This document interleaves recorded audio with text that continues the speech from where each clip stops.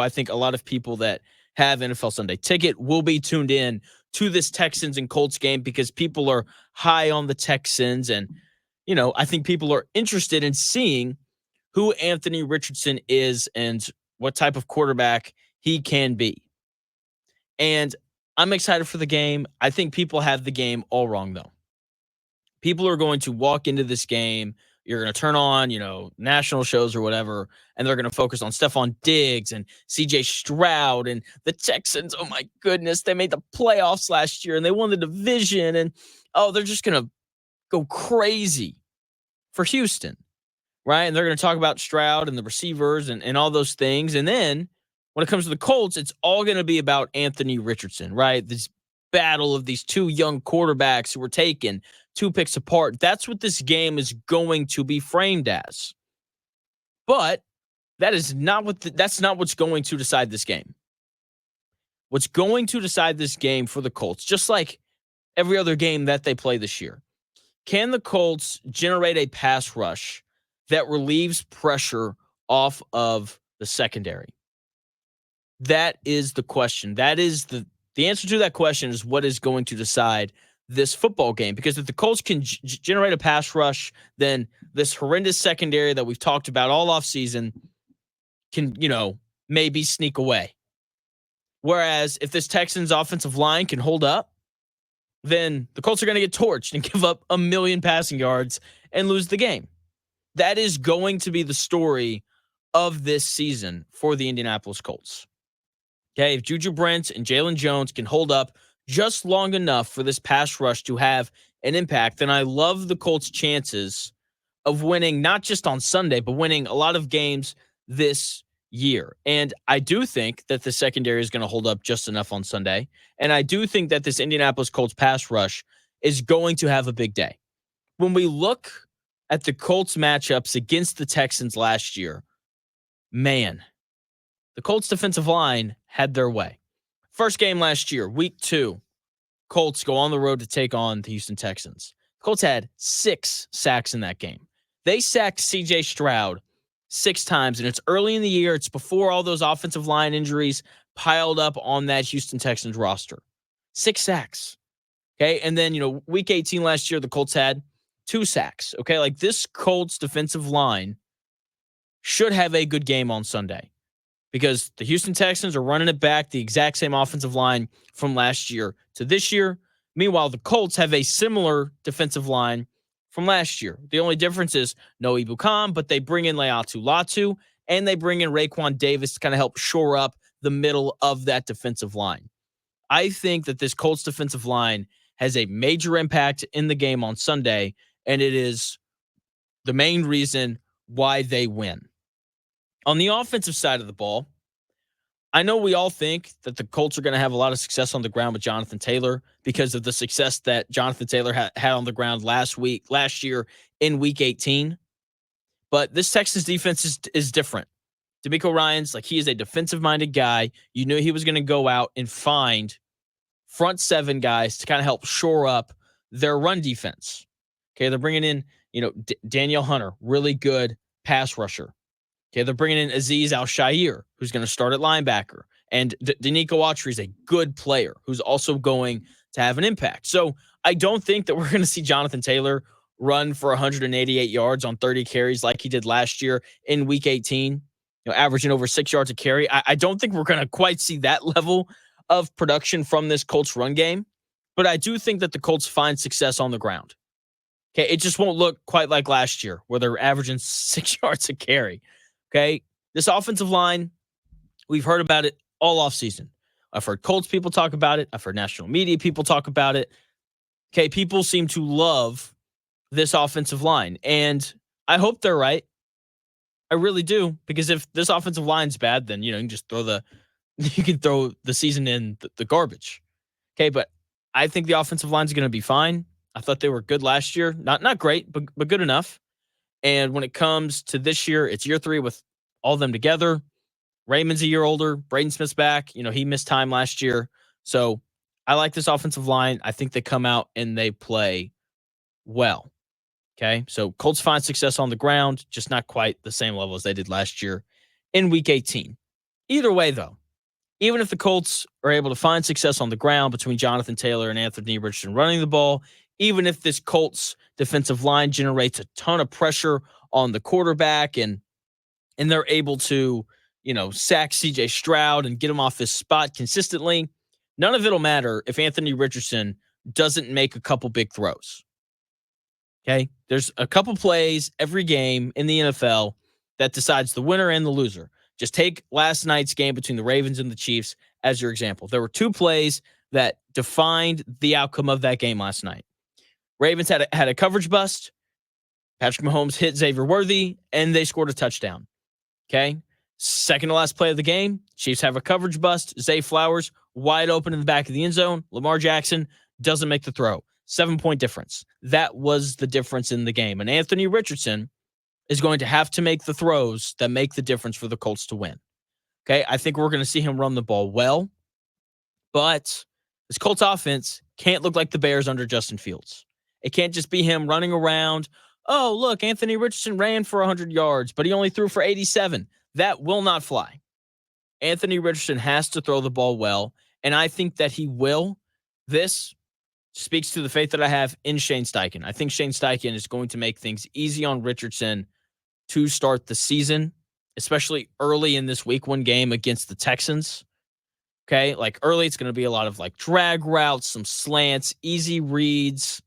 That's what we're going to see from the passing game. And I think as we get deeper into the game, late second quarter, third quarter, second half, I think we'll see Steichen really open up the playbook, and we'll kind of start to see a glimpse of what the Colts are working with at quarterback this year. But either way, Anthony Richardson has to make a couple throws. I think he will.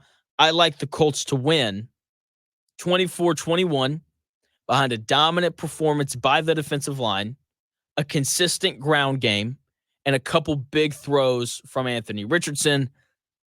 I'm excited. I really am. I can't wait to see what Anthony Richardson in this offense looks like.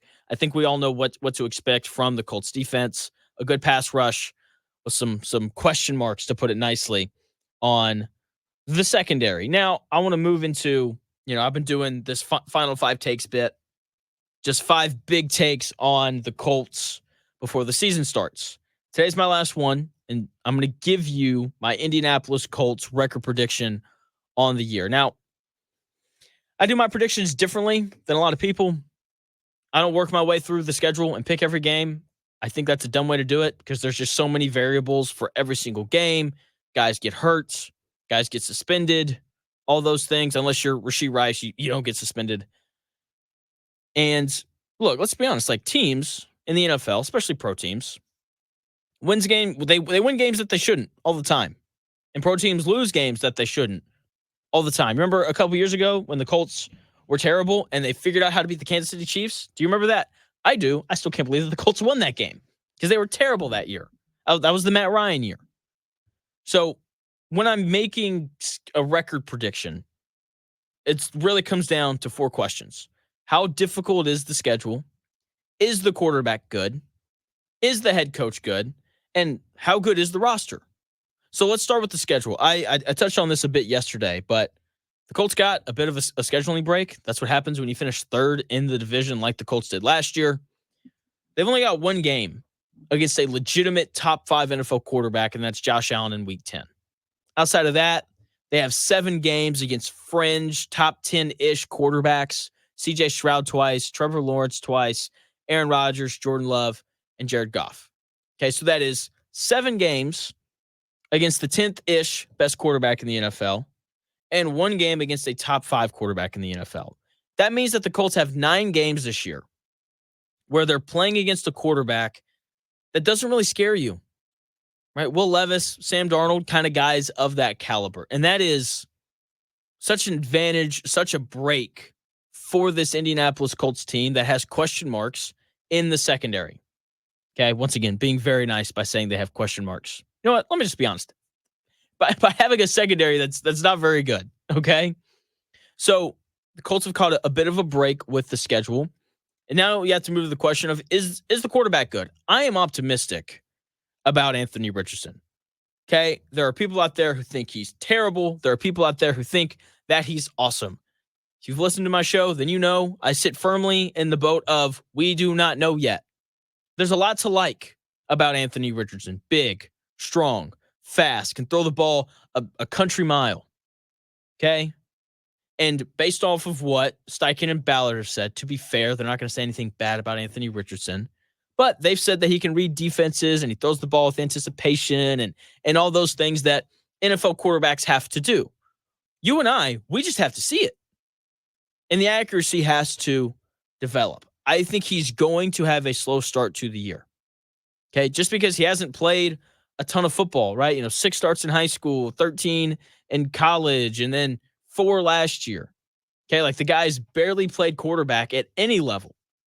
Okay, so he's going to have a slow start to the season just because he hasn't played a lot.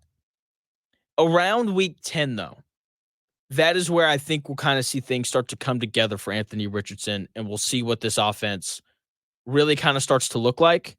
The big question I have for the Colts is, can they hover around 500? Can they start 5-5? Can they start 6-4?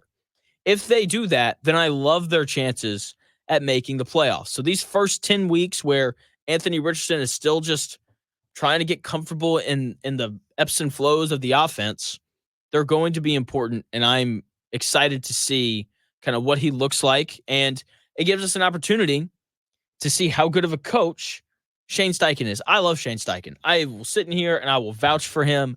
I thought what he did with the Chargers, with Justin Herbert in his first year was spectacular.